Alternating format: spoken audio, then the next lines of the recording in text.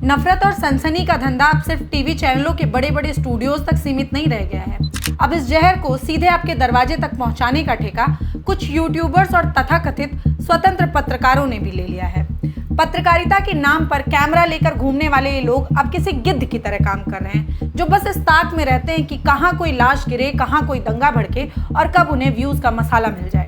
गाजियाबाद के खोड़ा में बकरीद के दिन हुई सूर्या चौहान की हत्या एक दुखद और गंभीर घटना है। इस घटना ने पूरे इलाके में सांप्रदायिक तनाव तो बढ़ाया, लेकिन इस घटना के बाद ही घटनास्थल पर यूट्यूब कैमरों और माइक की जैसे बाढ़ सी आ गई हो।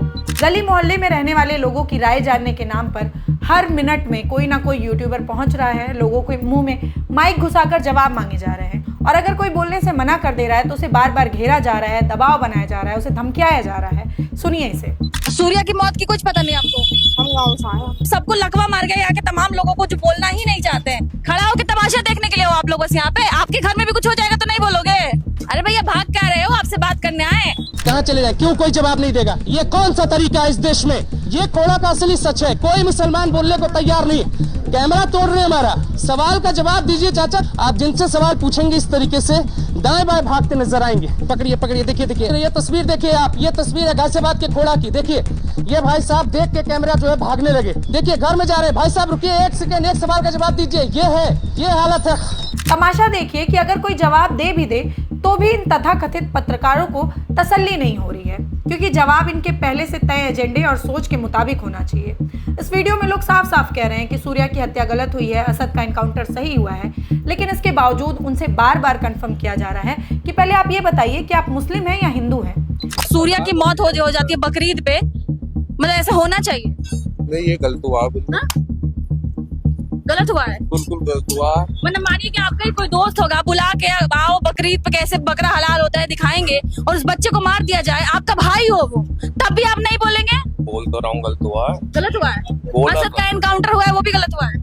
नहीं सही हुआ। वो बाकी के जो आरोपी है उनके साथ क्या कार्रवाई होनी चाहिए? कड़ी से कड़ी कार्रवाई होनी चाहिए और सजा मिलनी चाहिए।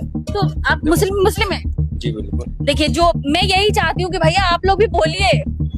आप लोग के मुंह पता है क्यों सिल जाते हैं? मतलब सबको लकवा मार गया यहाँ के तमाम लोगों को जो बोलना ही नहीं चाहते हैं। सही गलत जो भी है बोलिए ना। आपके बच्चे के आपके घर में परिवार में होगा तब भी आप लोग आवाज नहीं उठाओगे तो बात ही नहीं होती है। बोल तो रहा हूँ मैं। हाँ। ये जो एनकाउंटर हुआ है बहुत बढ़िया हुआ है। मैं तो कह रहा हूँ हर अपराधी का एनकाउंटर होना चाहिए और जो उसके साथ जितने भी जो बाकी अपराधी हैं उनका भी एनकाउंटर करे पुलिस। जो भी इस पूरी वारदात में शामिल है सबका एनकाउंटर हो। जब आपसी रंजिश भी थी, ऐसा कुछ था क्या? कुछ पता है आपको? आपसी रंजिश होगी तो इस तरह कोई किसी की जान ले लेगा क्या? ये आप बोल रहे हो? जी मैं बोल रहा हूँ। नाम क्या है? मेरा नाम मोहम्मद सिजाम है।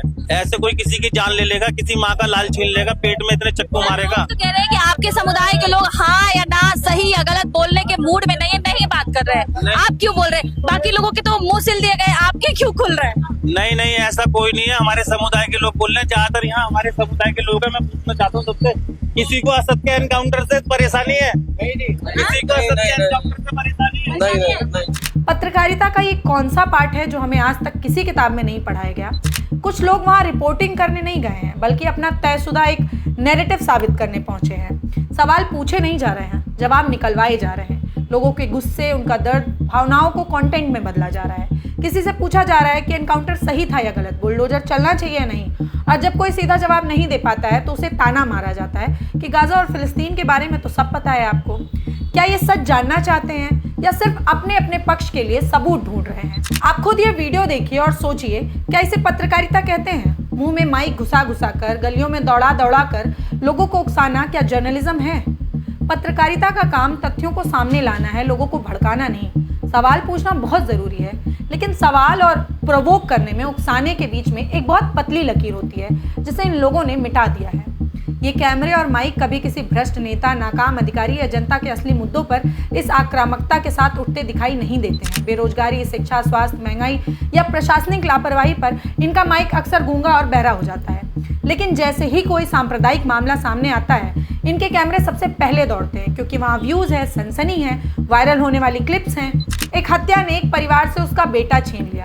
सूर्या की हत्या एक अपराध है, अपराधी को सजा मिलनी चाहिए, लेकिन किसी अपराध को न्याय की बहस से निकालकर नफरत के बाजार में बदल देना भी कम खतरनाक नहीं है। कुछ यूट्यूबरों ने उसी हत्या को कंटेंट, व्यूज और सांप्रदायिक राजनीति का सामान बना दिया। सवाल सिर्फ इतना है कि समाज के लिए ज़्यादा खतरनाक कौन है, वो अपराधी जो कि इंसान की जान ले रहा है, या वो लोग जो उसकी मौत के सहारे चंद व्यूज़ के लिए लाखों दिमाग में नफरत भरते हैं। इस घटना पर आपकी जो भी राय है कमेंट बॉक्स में ज़रूर बताएं और हमें फॉलो करना, सब्सक्राइब करना मत भूलें।